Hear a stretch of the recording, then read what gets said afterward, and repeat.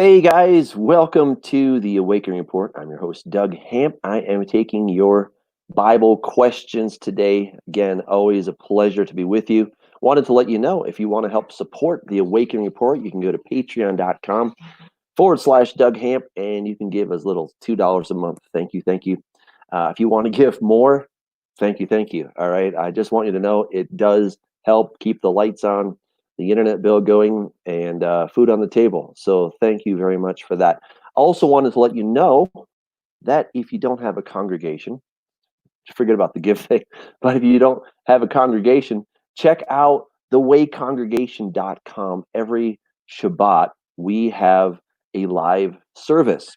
Every Saturday, we start at 10:30 a.m. Mountain Standard Time, and we have a couple songs.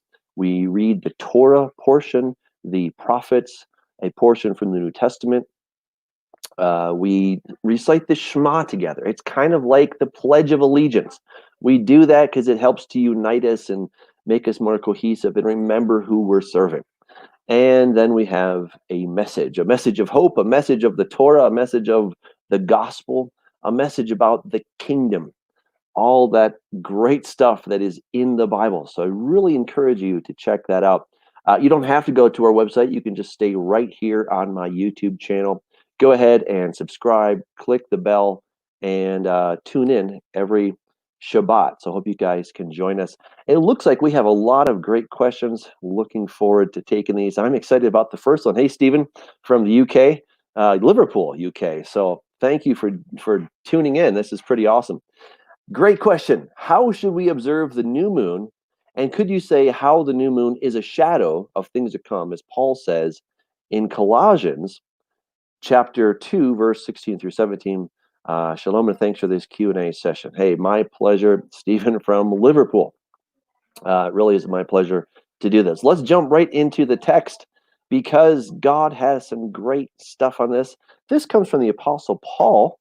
And as you recall, if you'd missed it, check it out. I debated, is Paul a true or false apostle last week? I debated that Paul is a true apostle. Hope that was obvious, but in case it wasn't. Anyway, what is Paul saying here? This is such a misunderstood passage. Let's back up just a little bit so we can get the bigger context. So here's Paul. He's writing to the people of Colossae. Now, were the people in Colossae keeping Torah, keeping God's word before Paul came to town? No, they were not. What were they? They were a bunch of pagans. So they were not thinking about the Sabbath. They weren't thinking about the Torah. They weren't thinking about God's feast days. They weren't thinking about any of that stuff. They were pagans, right? And then Paul came with the message of God's kingdom, which is centered on what? The Torah, right? Because those are the very words that God spoke at Mount Sinai. So now he's encouraging them in this letter that now that they are keeping God's ways, don't let their old pagan neighbors tell them otherwise. Now, I want you to know something important about the church in Colossae. We don't have any other records of what happened there other than, you guessed it, this letter. So when people say, well, this is what they were doing back then, nobody knows that. Nobody knows that. Now, I've pieced together just some historical things that they weren't keeping the Torah. They were just your garden variety pagans. I don't know that they were the worst pagans, but they were your just garden variety pagans, non-Jews, non-Torah kind of folks. So now they're into Torah. And what does Paul say?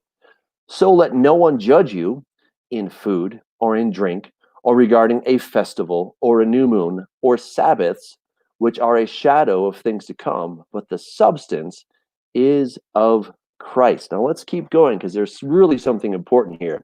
In fact, I wish I'd had more time last week to get into this in the debate, but I only had so much time. He says, let no one cheat you of your reward, taking delight in false humility and worship of angels, intruding into those things which he has not seen, vainly puffed up by his fleshly mind, and not holding fast to the head, from whom all the body, nourished and knit together by joints and ligaments, grows with the increase that is from God.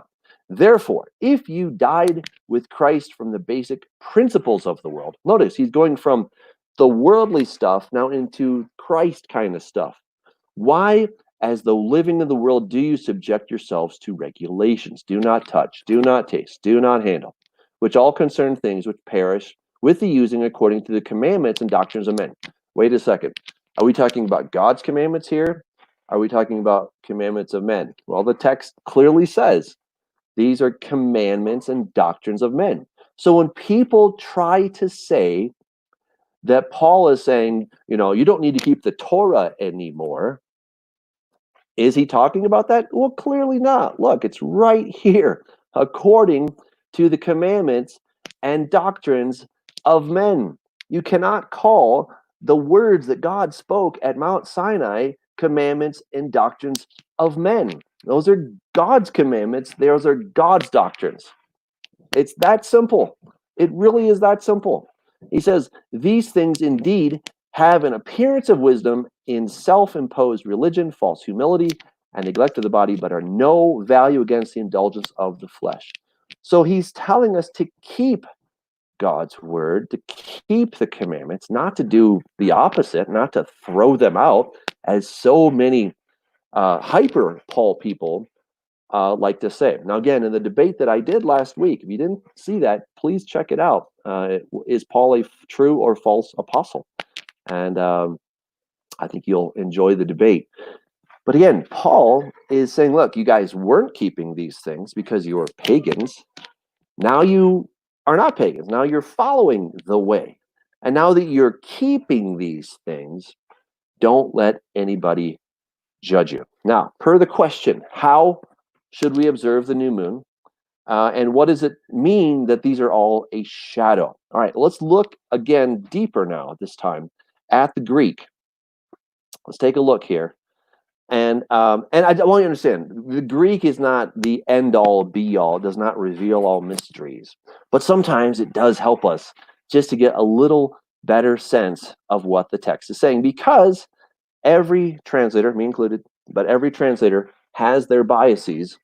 And so we want to go back to the original source and say, okay, what does the source tell me, so that I don't have to deal with these different biases. All right, so in fact, I'm going to do something kind of special. I'm going to go to the variants, just take a look at the Greek variants, just to make sure. All right, so this is, yes, in all the manuscripts we have the word soma. So that's good news, all right? That is good news that this is in the majority and the all the manuscripts. All right, so he says, which are shadow of things to come, but the substances of Christ. Now, this is where people like to say, well, the Sabbath and the festivals and the new moons, those don't matter. Those are just shadows. But what really matters is Christ. Is that what Paul was saying? That's, of course, the big, big question.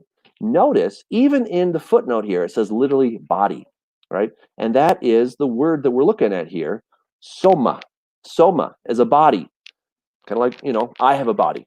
You have a body. When you're out on a bright day and the sun's behind your back, what do you see in front of you? You see your shadow. You see your shadow. Now, what does the shadow reveal? What is the outline of that shadow? It reveals you, right? It reveals the body. So the body gives off a shadow, and a shadow lets you know that there's a body. They're related. You see? Now, the shadow is going to show you the form. It's going to show you perhaps the size, depending on where the sun is in the sky, of course. But, let's assume that it's at that perfect place where your shadow is relatively the same height as you and same thickness and all that stuff, right? It's revealing you. It's revealing something about the body. You can study the shadow, and it teaches you quite a bit about the body. Doesn't teach you everything, obviously, but it can teach you quite a bit. So if these things here, food, drink, festivals, new moons, and Sabbaths, if those are shadows of things to come, but the body is of Christ. So that means that it's Christ's body that's casting the shadow. You see that? Christ's body is casting the shadow. These things are in the shadow that he's casting. Now, let's take a look at another passage, because I think this is going to help us make a little more sense of what is going on in this text. All right, so Isaiah 66:19. Let's see if my software is going to play nicely. Maybe it will. There we go. All right, so we are here. Make sure that, all right. So he says, for just as the new heavens and the new earth that I'm about to make will remain standing before me. This is the New English translation, by the way. So your descendants and your name will remain. From 1 month to the next, and from one Sabbath to the next, all people will come to worship before me. Interesting. Let's go to the New King James, just for the fun of it.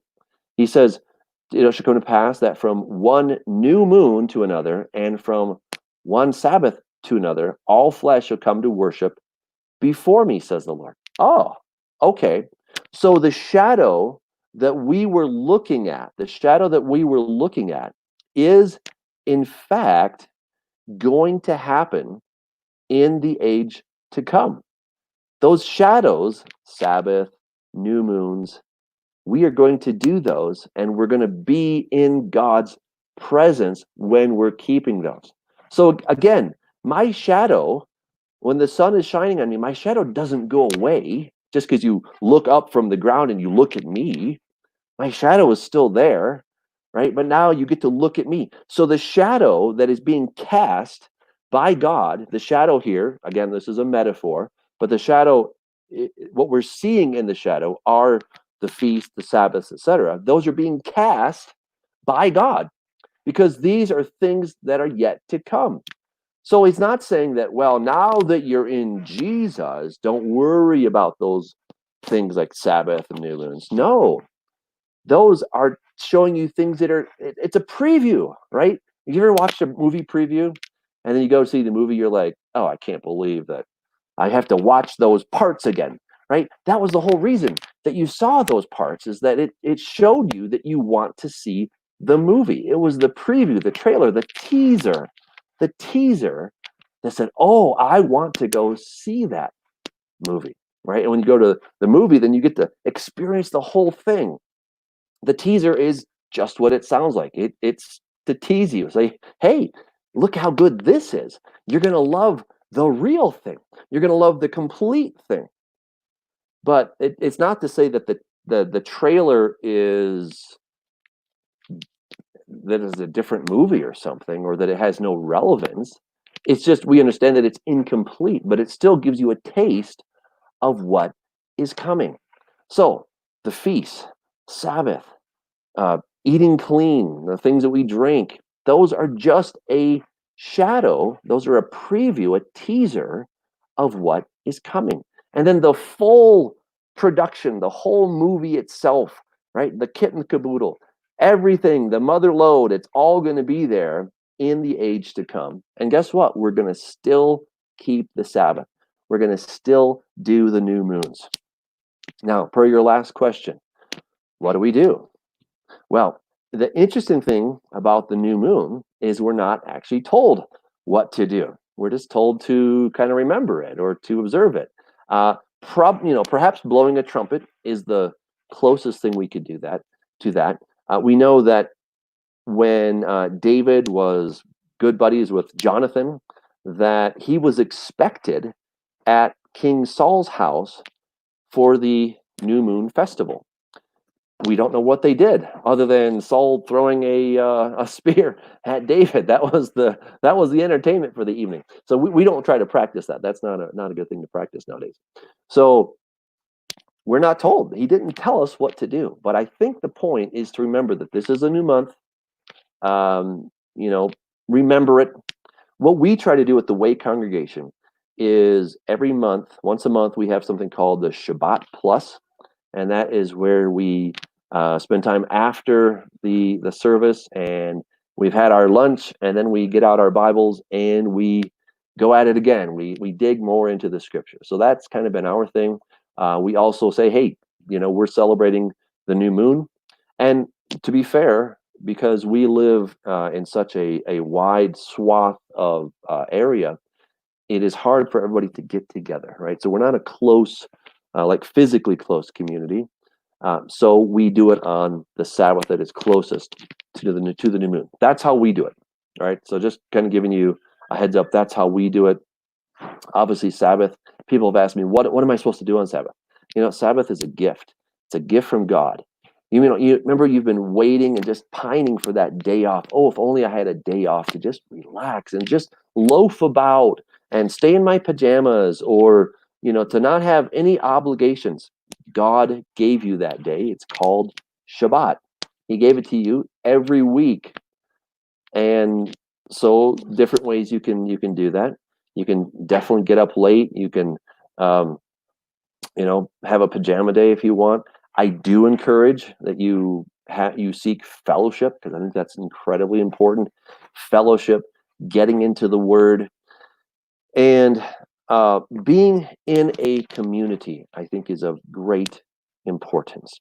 There's going to be times when you cannot make it, so do it virtually. But I really don't encourage you making the virtual experience all of your experience. I think that should be part of your experience, but not the completeness of your experience. So, wherever you are, look for a community.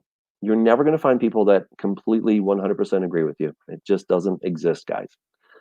But spend the time. And then when you come home, I like to take a Shabbat nap. They are so sweet on Shabbat. I don't know something about a Shabbat nap is just better. Okay. I don't know why, but it feels really good. Probably because I don't feel like, I really should be working. I once in a while, I'll take a nap kind of midweek, but it's never quite as peaceful because I'm like, I really should be working. But when I do it on Shabbat, I'm like, I shouldn't be working. I should be loafing around right now. I should be just kicking back. I should be putting my feet up right now. It's so wonderful. So there's no obligation. So enjoy it. It's a gift from God. All right, let's get to the next question. This is from previously T. McGee. Is Revelation telling us about the end times? Are we currently into it, or is it referring to 70 AD? AD 70. Well, I would say it's definitely talking about the future. I do not believe that it is referring to 70 AD. That teaching, suggesting that it is essentially talking about 70 AD, is something called preterism. Preterism means, pretos means past history.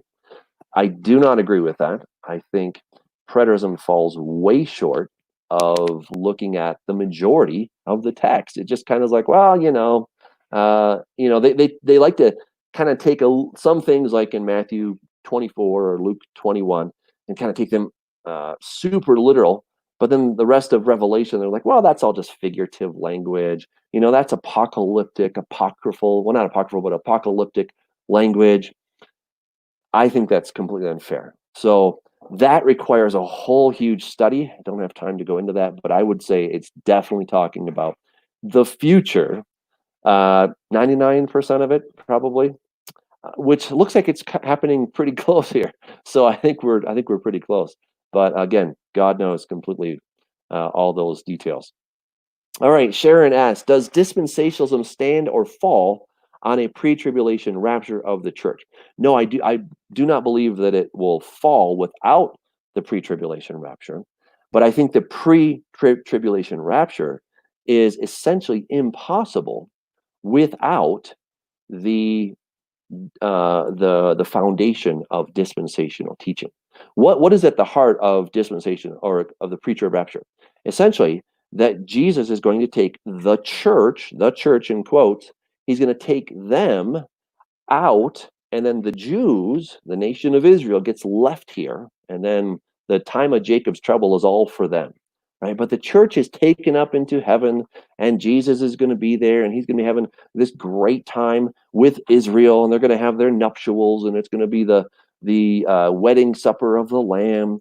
It's going to be so wonderful, right? So that at its core is the pre-trib rapture teaching. And pre-trib rapturism absolutely requires that you have this big wall between the church today, those who are in the age of grace, versus those who are not, right? So those who are in the age of law or something. So without dispensationalism, pre-trib rapturism falls. But I think that you can be a dispensationalist and you can see a mid-trib rapture, or you could even see a pre-wrath kind of rapture. Those become less common. So you're typically going to pair dispensational teaching with pre-trib rapture teaching, but not always. There are some exceptions. There are some teachers who see it a little bit differently. But I do not believe that you can have a pre-trib rapture without the dispensational foundation. All right, cool. Let's get to the next one. This is by Steve. When Yeshua was sacrificed as a Lamb of God, how come he wasn't sacrificed in the temple under the law of Moses by the Levitical priest? Was it because Judah and the temple were just cursed? Great question, Steve. I don't think so. I believe the reason that Jesus was not not sacrificed in the temple is found in the book of Hebrews. Let's take a look in Hebrews chapter 8. So he says, now this is the main point of the things we were saying. We have such a high priest who is seated at the right hand of the throne of the majesty in the heavens, a minister of the sanctuary and of the true tabernacle, which the Lord erected and not man. For every high priest is appointed to offer both gifts and sacrifices. Therefore, it is necessary that this one, Jesus, also have something to offer.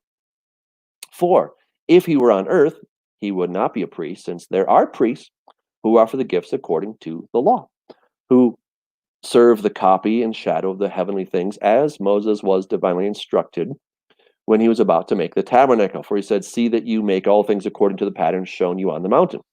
But now he has obtained a more excellent ministry, inasmuch as he is also mediator of a better covenant, which was established on better promises. All right, so the nutshell here, the quick version is that, sure, if Jesus were just the ultimate sacrifice within the Levitical system, then I suppose, but he was not only the sacrifice, but he was the high priest. So that's what makes Jesus so incredibly unique. And when he talks about a better system, it is better, right? Because the old system, the Levitical system, required a priest who was himself flawed, who was himself human, mortal, etc. He would then have to do something to purify himself. Then he could take the blood of an animal, not the King of Kings, but the blood of an animal, and then he would take that into the holy place. Whereas Jesus did something so much greater. Let's check that out. All right, so he has a better sacrifice. I'm going to skip all this, even though it's beautiful. I wish I had more time to discuss that. So the greatness of his sacrifice, he talks about all these amazing things. Let's kind of skip to the chase here. But Christ came as high priest of the good things to come with the greater, more perfect tabernacle, not made with hands, that is, not of this creation, not with the blood of goats and calves, but with his own blood. He entered the most holy place once for all, having obtained eternal redemption. So understand that he did not do something on an earthly plane. He took his blood, which is perfect, and then he, as the perfect high priest, took it into the perfect tabernacle, not made of hands, not of this creation, but the one that's above. That is what he did. And we get this beautiful picture of this in Isaiah chapter 6. You probably know the passage, right? Here, Isaiah, in the year that King Uzziah died, he says, I saw the Lord sitting on a throne high and lifted up, and the train of his robe filled the temple, right? And you got the seraphim, kadosh, kadosh, kadosh, right? All this stuff. So then he says, oh boy, woe am I, for I'm undone, because I'm a man of unclean lips. And then one of the seraphim flew to me, having in his hand a live coal, which he had taken with the tongs from the altar. So that altar right there is the altar that Yeshua took his blood. That is where he took his blood, on that altar right there. His blood that was perfect. He is the perfect sacrifice, perfect high priest, went into the perfect tabernacle, offered his perfect blood on the perfect altar. That's the difference. That is the big difference. And that's why he would, it's theologically inconceivable, I guess, that he would take his blood and offer it in the earthly temple. Man, great question. Thank you for that question. I'm going to take a few more here. All right. Hold on. I am looking. Okay. Here. Oh, Ed. Thank you. Ed always has a great question. Ed Doss, do you wear tzitzi? Okay. What are tzitzi? That's a great question. Hold on. I think I have. I'm looking for. There it is. It's up above. I'm not going to get it right. You guys can see it right. Oh, hold on. Right there. Okay. Yeah. So that is my talit, and I actually have something hanging right in front of me on my lights. I have a tzitzi. All right, what's the point of tzitzi? Short answer: no, I do not wear tzitzi, not on a regular daily basis, because of the way that I'm reading the text. Now, some people could say, "Well, you're reading it incorrectly." That's possible. Anything's possible. But that's the way I read it. So let's take a look. Let's go back to Numbers chapter 15. I think it's verse 32. There we go. So you got this guy gathering sticks on the Sabbath day, and he blew it. Okay, so God says, "Speak to the children of Israel, tell them to make tassels on the corners of their garments throughout their generations, and to put a blue thread in the tassels of the corners. And you shall have the tassel, that you may look upon it and remember all the commandments of the Lord and do them, and that you may not follow the harlotry to which your own heart and your eyes have been inclined." All right, let me share that with you guys so you can take a look at that text. Now, I want to go to the cross reference. Here we go, in Deuteronomy 22. And it says, "You shall make tassels on the four corners of the clothing with which you cover yourself." All right, so this, I see this as a further explanation of what happened in Numbers 15. Right? First of all, why were they told to make tassels? So they wouldn't sin. Right? And what is sin according to 1 John chapter 3? Sin is breaking the law. So you sin when you break the law. So here is basically, it's kind of the rubber band that you snap on your finger to remind you of something.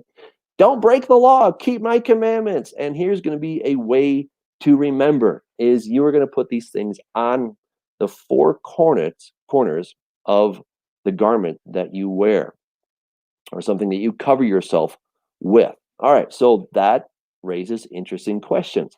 First of all, you're going to make tassels on the four corners.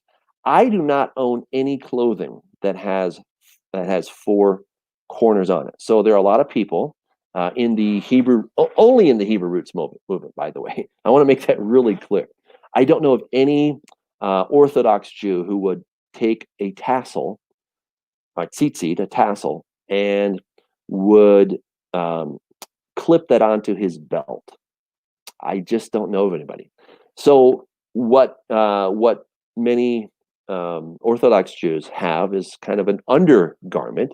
It is, I wish I had a picture. I do have a picture somewhere. I just don't know where I put my picture, but it's on my computer somewhere. But it's a garment. It's kind of like a t-shirt. Imagine a white t-shirt, but without the sides. Okay, the sides are missing on the t-shirt. So it just has the front and the back. And so then it has four corners, and they put the tassels on those four corners. Why? To remind themselves of God's commandments.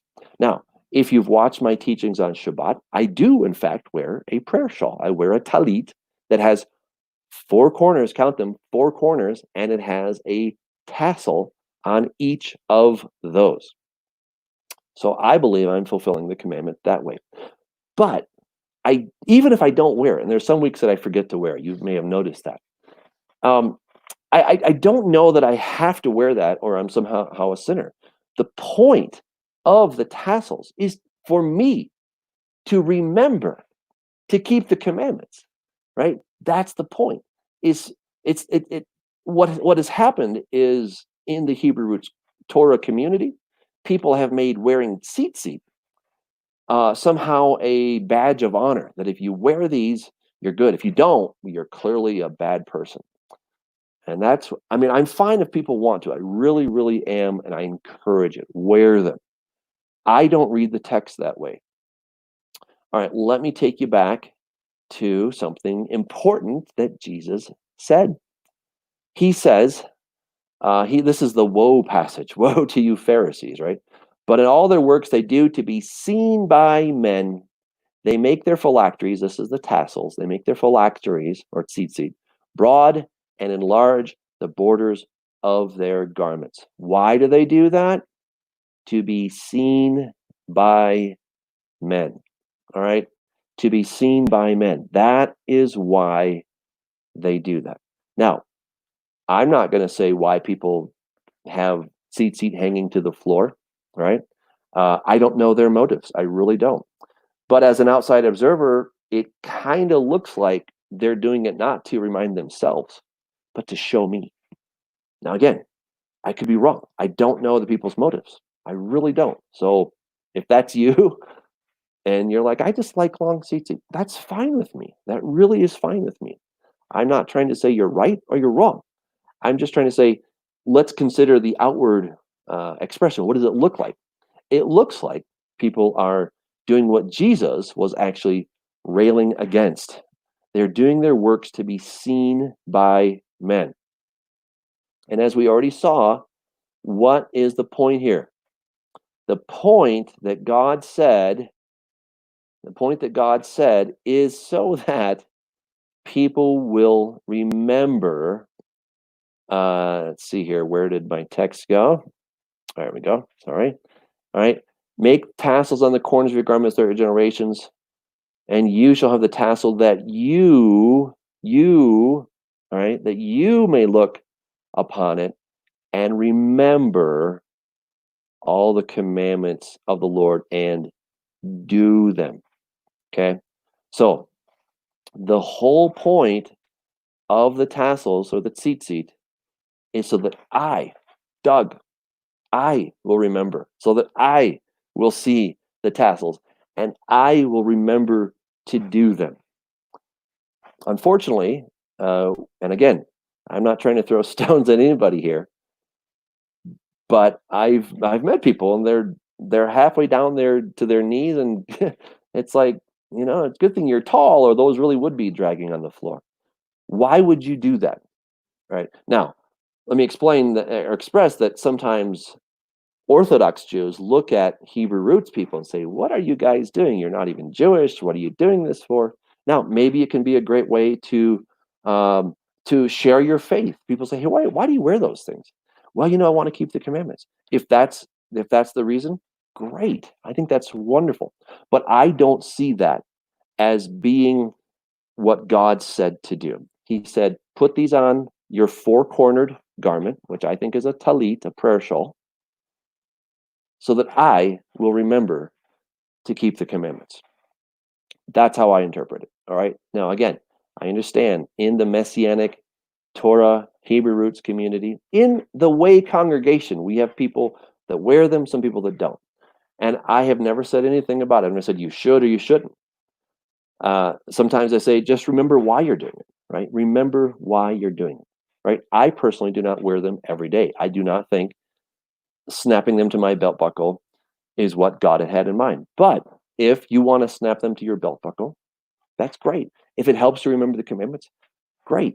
I hope it reminds you to love people, to show mercy, walk humbly with your God. And what happens sometimes is it becomes this thing of, yeah, I'm Hebrew roots, and I'm keeping the Sabbath, and I'm doing the commandments, and I'm doing all this stuff, blah, blah, blah. And you sound just like the Pharisees that Jesus was saying, woe to you.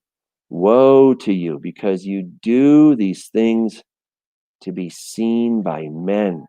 I hope that is not your desire. But all their works they do to be seen by men. They make their phylacteries broad and enlarge the borders of their garments, right? They weren't doing that for themselves. They were doing it so that others could see what they're doing. So just check your heart. That's all I can say. Check your heart. And if you wear them, say, am I wearing these for the right reason? And if you are, God bless you. If you are not wearing them, I understand. That's my perspective as well. But, I would encourage you to maybe get a prayer shawl or to get some tzitzi, put them around so that you can see them. And that's what I've done. I've put them around my house. I put them in various places. Of course, I wear them on Shabbat so that I can remind me. Now, I'm not trying to prove anything to you. At least I hope I'm not. I'm trying to remind me, Doug, keep the commandments. Doug, do what God said to do. Doug, remember all the things that God told you, because those are blessings to you. So that's my perspective. That is why I do that. All right. All right. There's somebody says, not a question, but Earth is flat. Your globe is triggering me. Guys, that's fine. I'm going to keep this thing. I do believe the Earth is round. I think it looks pretty much like that. Maybe a little bit kind of a little shorter and fatter. It's an oblong sphere. So if you think the Earth is flat, God bless you. I disagree. But anyway, so just to let you know, you don't have to write me in the comments and say that I'm going to hell and all this stuff because I think the Earth is round. You think what you want to think. I'm going to keep thinking it's round. All right. Take care. All right. Let's get to another question. All right. Question coming from someone unfamiliar with the Old Testament laws. First, what day is the Sabbath? And if we work a job that requires us to work on the Sabbath, are we in violation of the law? Thanks. All right. Wow, that is an excellent question.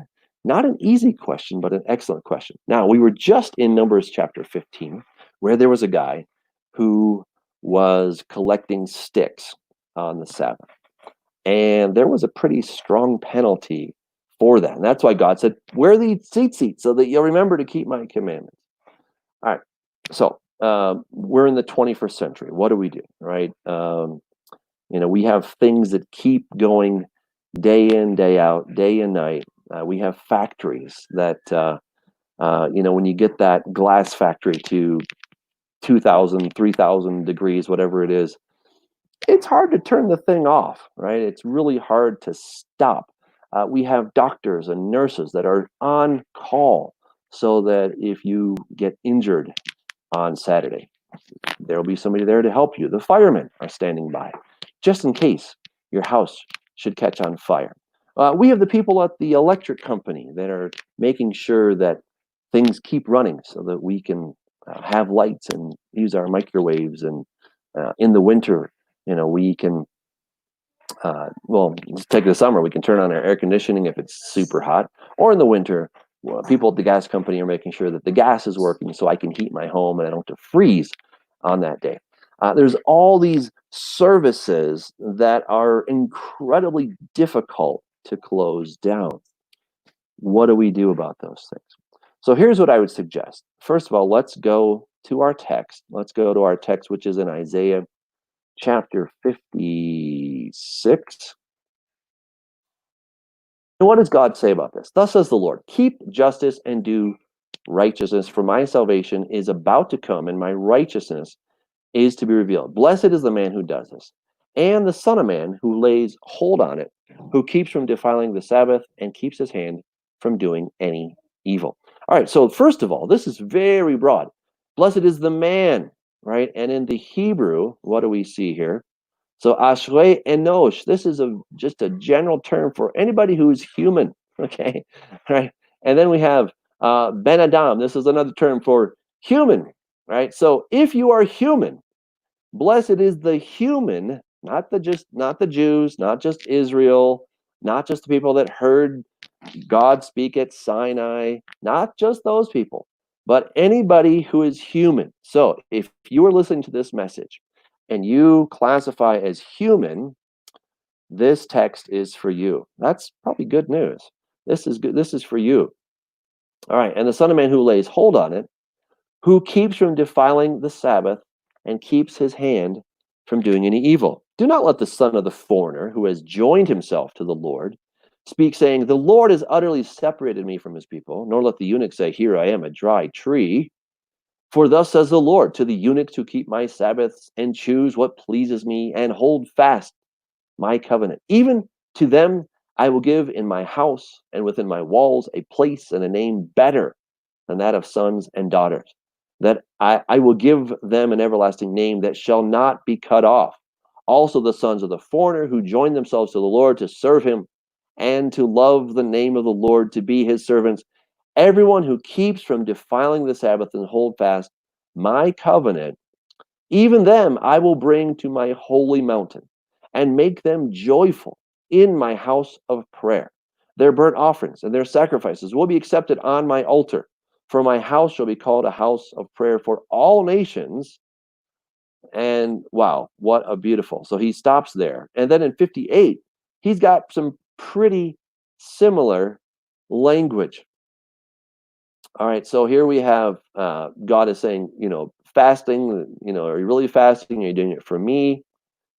Let me just get down here to the text. He says, if you turn away your foot from the Sabbath, from doing your pleasure on my holy day, and call the Sabbath a delight, the holy day. That's the word oneg, by the way. That's the Hebrew word oneg. Here it is. All right. Oops. There we go. Oneg. Okay. So if you are a Hebrew roots kind of person and you have a potluck, that's all I would call it oneg in Hebrew. That means delight. And I like eating, so it is delightful. So the holy day of the Lord honorable, and shall honor him, not doing your own ways, not finding your own pleasure, nor speaking your own words. Then you shall delight yourself in the Lord, and I will cause you to ride on the high hills of the earth and feed you with the heritage of Jacob, your father. So God is telling us, if you will keep the Sabbath, there's an incredible blessing. And if you're human, you qualify. Now, if you say, well, I'm not really Jewish, I'm not Israel, I'm just the son of a foreigner, I've kind of joined on this whole thing. So is that really for me? Yes, it is for you. God made that abundantly clear in Isaiah chapter 56. He's talking to you, right? So he's saying to everybody who's human, everybody who's a son of Adam, everybody who qualifies as human, whatever word you want to use for that, Homo sapiens, um, then you get to keep the Sabbath. Get to. You don't have to, but you get to. Why don't you have to? Well, you don't have to. You can ignore the Sabbath, but guess what? If you ignore the Sabbath, you're missing a blessing. So what I like to tell people is focus on the fact that this is a gift to you. Now you can ignore the gift, and you will then ignore the good times, right? If somebody gives you a present and it's got some amazing stuff inside, right? It's got like a bunch of coffee gift cards, and it's got all kinds of stuff that you've been wanting, and you never open the box. Well, you missed out. You missed out on those blessings. That's what the Sabbath is. It's a blessing that God wants to give us. Now let's talk about people that have to work. Look, I'm a pastor, and so Sabbath is my day to work, essentially, right? That's what I do. Even though I like what I do, it is still a fair amount of work, right? A lot of preparation goes into it, and then when I get there at usually 7:30, 8 o'clock in the morning. We start at 10:30, but there's all this setup, there's preparation, there's a bit of practice. If I'm doing music and all this different stuff. So there's a lot that goes into it. It's a labor of love, but it's still labor, right? Well, we think about the Levites, right? The Levites were working on the feast days. The Levites were working on the Sabbath day because somebody had to do those jobs. Somebody had to do them. And they were the people called to do that. So I think we have our Levites in various sectors, right? I look at firemen as being a type of Levite, if you will, a civil Levite, right? He or she is a person that has joined, is in an occupation where they're to help people, right? They're to help if somebody has an issue, right? Jesus even said, if you see your neighbor's donkey on the Sabbath, and it's in a ditch, right? You go help it. We know that Jesus healed people on the Sabbath, right? The Sabbath is a day of peace. It's a day of shalom. It's a day of cessation of work. So for many people, most people, you can completely take it off as a Sabbath. So if you find yourself in a place where you have to work, I would go to your employer and say, hey, employer, the Sabbath, Saturday, by the way, Saturday is the Sabbath. Saturday is the Sabbath. And I know you've got me scheduled for these particular days. Is there any way that I could work on Sunday instead of Saturday? And they might just say, yeah. Or they might say, well, we need you at least once a month or something like that. So try it. Start praying about it. See what you can do to have that day off. Now, if you are somebody in the medical profession or a fireman or people that I just talked about, that may not be possible. You might have to work those days, but maybe there's a way you can rotate so that it's not every week, right? So I would encourage you to do your very best to keep that day off. If it's absolutely not possible, then say, okay, Lord, I don't know what else to do. Show me, right? Do I look for a different line of work? Do I stay in this work and continue to be a blessing? Could you maybe find a way that I don't have to work on this day? I think if we take it to the Lord, then He's willing. Now, what about the guy that was gathering sticks? I mean, it's such a crazy example because let's think about this for a second. Why was he gathering sticks? Why was he gathering sticks? I have no idea. I mean, did he need anything? Were they, did they not have bread? Well, they had manna falling from heaven every day. All they had to do was go out and collect it. Was it too cold in the desert? No. Actually, it can get cold at night in the Sinai desert, but God was there as a fire, right? He was providing the heat at night, and He was a cloud by day. So it was temperature controlled. It was climactically controlled, right? I mean, the environment was perfect. Did he have a business he was trying to run? What business are you going to do in the wilderness that you have to gather sticks on the Sabbath? And probably the reason that he was gathering sticks is to do some kind of occupation, right? He was probably going to do some type of work, not just cook his dinner, but he was going to do some kind of work on that day with those sticks to build a fire to produce something. So he was in violation of what God had said to do. And come on, dude, God is right there. I mean, He's right there. If you lack anything, you just have to say, "Hey, God, I'm lacking something here. Could you help?" And God's like, "Yes, just ask." Just ask already, right? So he had no reason, no business, literally doing business on the Sabbath. Now, again, I would say that doctors and nurses and people that are first responders and those kind of people have a very different thing. But let's say that you maybe have a small business and your business is Monday through Friday, but you really like to get things caught up on Saturday. I would say no, that is not the time to be catching up on things. It can wait.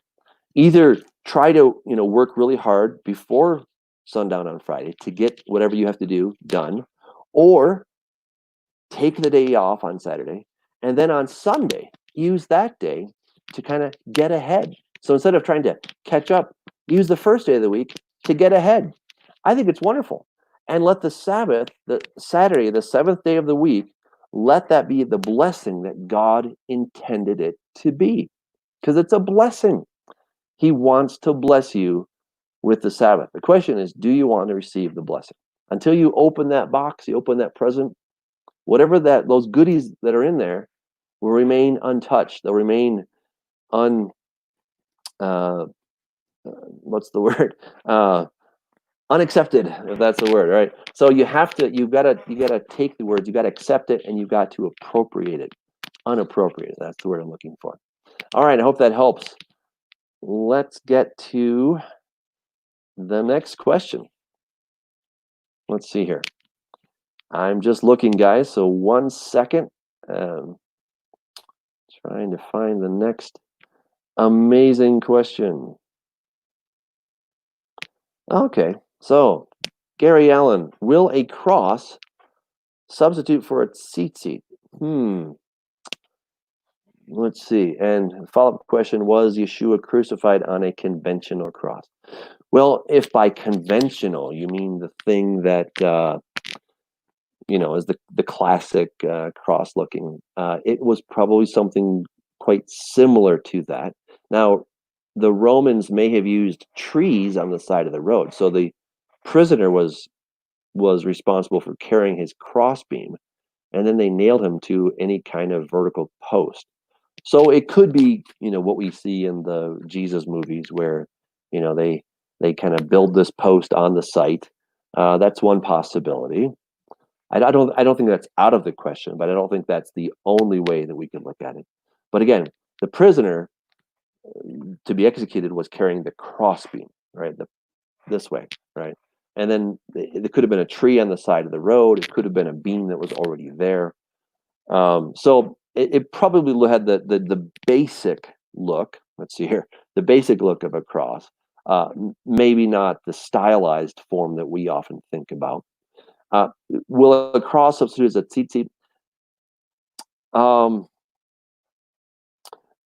Probably not, in my opinion. I think that tzitzit are there to remind you specifically of the commandments, whereas the cross that people often carry around. First of all, let's make it clear. Jesus never said, the Bible never says to wear a cross. Nowhere does it say that. In the early part of the first century, the cross was not the symbol that people were wearing. It was not the symbol they were using to identify themselves as believers. It was actually an anchor. The anchor of the soul was the anchor was one thing, and then another later was the fish. Right. So fish, if you look at it in Greek, um, let's see, ichthus, or no, Jesus, Jesus, Weus, Theus, Soter. I think I left out a letter. But anyway, Jesus Christ, Son of God. I think I left out a letter somewhere. Jesus Huios, no, Jesus Christos Huios, Theus Soter. I think that's what it is. So, yeah, Jesus, the Son of God. So that spells ichthus, each of those letters, which ichthus means fish. So fish became this sort of this undercover sign that people were using to say, "Hey, I'm a Christian. What about you?" Right? So you could say Christian without saying Christian, right? It was kind of checking out to see if these people are Christians or not. So I would say probably not. A cross is not a substitute for a tzitzit. The tzitzit are to remind you to keep the commandments. The cross, as we often see it, and it's a reminder of what Jesus did because we were not keeping what? Because we were not keeping the commandments. Right? So yes, I love the cross. I'm grateful to the cross. But I don't want to idolize the cross in the sense that I don't only want to remember his death. I want his death to be something that would transform my life so that I would keep his commandments. So I would say probably stick with the tzitzi. All right. Thank you, Gary. Great question. All right. Let's see. Okay, Logan, I see your question here. I know you're talking about tassels right now. When you get a chance, can you discuss the idea of the European nations are the lost tribes of Israel? Thanks in advance. Yeah, that is a huge discussion. I really don't have time to get into that on this brief Q&A. That some of them could be, I think, is a possibility.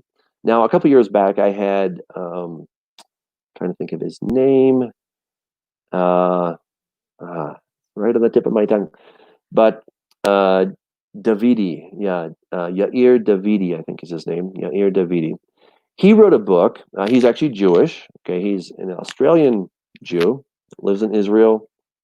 Quite a thick accent. I had a little trouble understanding him, but he's done a lot of research on the 10 tribes, and he has made the case that a number of European nations have come from the 10 lost tribes, and I think that's entirely possible.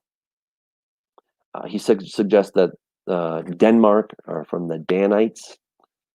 Okay, maybe.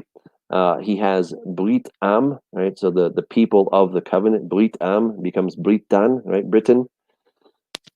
Maybe. I've not gone over his research with a fine-tooth comb to find any holes in it. I have not been absolutely convinced, but I'm open to the possibility. I think the weakness, though, is it focuses primarily on Europe. And though I do think some definitely went to Europe, I think they went all over the place. And so I think they went east as well. I think people may have gone to China, to India. So I would just be cautious about thinking that it's only and exclusively Europe. Just like when I've gotten into discussions with Black Israelite people, they seem to make the opposite error and say that it's only the Black people who are Jews. And I'm like, well, wait a second. I'm totally fine with Jews being any color, including Black. I'm fine with that. I think it's absolutely real. But to say that it's Black and only Black, I think that's where we start getting into trouble. We start saying it's this group and only this group, so that some of the Europeans could in fact have been some of the lost tribes, sure. But when you say it's only the Europeans, that the 10 tribes only went to Europe, that's where I think we start getting into trouble. Just like when you say it's only the Black Israelites who are the real Jews, that's where I draw the line and say, no, that is not true. So, you know, again, a lot more could be said there. So I'm going to leave it at that. Okay, thank you. Let's get to your next question, guys, which looks like we're getting close to the end, which is great because we're out of time. But let's see. Looking at more questions. Hold on. I think I just found a new batch of questions. And 1 second. I see some interesting comments. That's great. All right. Here we go. Doug, how do I practice the feast days when I'm alone, by myself, no friends, no family, and no assembly or congregation, and no computer? Well, I would encourage you to start. Okay. How do you start? All right. So let's pick a feast. That's the first thing to do. How about Passover? That one is really obvious. Obvious in the sense that it is a feast that we have clear things, that a lot of traditions that, and we see have some biblical evidence from Jesus as to what people did. So with that, the first thing to do if you're keeping Passover, don't eat bread with leaven in it. So go buy yourself some matzah. That's the first thing, right? That's pretty easy. Go buy some matzah, and for 8 days you're not going to have any matzah, or excuse me, any chametz, any leaven. There we go. Get the leaven out of your house. You can do that all by yourself. Get the leaven out of your house. Leaven is anything that rises, but typically it is yeast. Of course, there's all kinds of discussions as to what is yeast, right? That's a whole other discussion. I'm not going to go into that. So get that out of your house. And then I would encourage you to find a community. If you can maybe find people who are Jewish and not even believing in Jesus and say, could I spend this Passover with you? I want to learn more. I bet you. It's a mitzvah. They're supposed to let you come and join their celebration. So they probably will. I really encourage you to do that. And as you start doing things, you might find people that are looking in your community. So you could perhaps post something on Craigslist. You could post something in your newspaper, post something on Facebook. Say, hey, I'm keeping the feast. I'm keeping Sabbath, and I'm kind of new at this. Anybody want to do it with me? Anybody want to get together and read the Word? Look, you just start looking. As to not having a computer, you may want to buy a computer. You may want to use your phone. Whatever you're using right now to listen to this, perhaps that is good enough to watch a service or to look for people that are like-minded. So, um, yeah, that's all I can say. So I just encourage you to start with baby steps. Do those first little things to start getting into these things, into the feasts, and I think you'll discover that they really are a blessing. And then you'll find people will start coming to you and say, "Hey, I want to keep the feast. Where do I start?" You say, "Well, when I was starting, here's what I did." All right. So pick one. The next one that's coming up, of course, is the Feast of Trumpets. You could get something to blow. It doesn't have to be a ram's horn. It can be a little trumpet. It could be a kazoo. Just make some noise on that and look for people. Now, Psalm 119 Ministries has a fellowship finder. So I think if you go to their website, you'll see the fellowship finder, and you may find people that are in Kingdom City, Missouri. So go check that out and see if there's people in your area that you could actually fellowship with. All right. So, man, thank you guys. The hour went so quick. That's amazing.